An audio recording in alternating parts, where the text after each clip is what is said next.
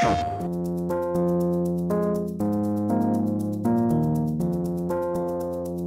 a long time, people have wanted to have a device like this where you had really precise and responsive 3D input. What we're working on is really the next generation of user interface. The motion controller works by tracking the ball with the camera and then also uses internal sensors. The competition, comes out first, and it's interesting because there was this introduction to this idea that you could have physical motion in a game, but it was limited severely by two major factors. One, the graphics and sound engine itself was a step back from current generation hardware. The other, the physical element of it, was gimmicky. It was nice, but you very quickly realized you wanted more out of it. You wanted precision. On certain other systems, you may start off trying to punch, but then you realize you can actually just flick the wrist. So as soon as you learn that you can actually flick the wrist, then there's no real point in actually punching. The previous motion control only has very limited, motion device in it. It just looks at the acceleration, it looks at, the orientation, but now we actually have position. And suddenly we had X, Y, Z, and angle tracking all at once, and we drew an object over the controller and it exactly mapped to what we were doing. It felt really responsive and accurate.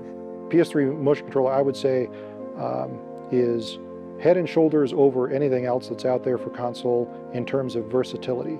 We found in development, when you're playing this, the best way to succeed is if you can stop thinking about the screen in front of you. This is, one-to-one, it's doing exactly what I want. Let's pretend there's a guy who's 5'11" standing right in front of me, and I'm just gonna whack at him, and sure enough, boom. We can actually detect total one-to-one precision, and then we can detect all your movements. I can bob, and I can weave, and I can move by leaning left and right. I can crouch and duck down. But ideally, we want people to punch as if they were in a real fight situation and they had to fight as if their lives depended on it. The experience of bowling is totally different in an optical motion mechanic than in the motion mechanic of the PS3 motion controller. How you tilt your wrist during your forward swing of your arm has a lot to do with where the ball is going to go in the lane.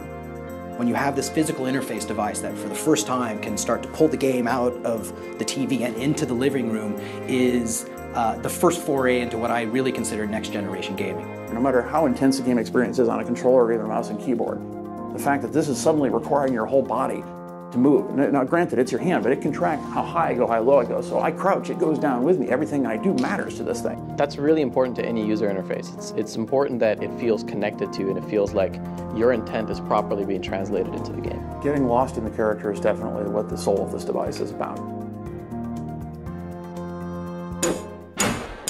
PlayStation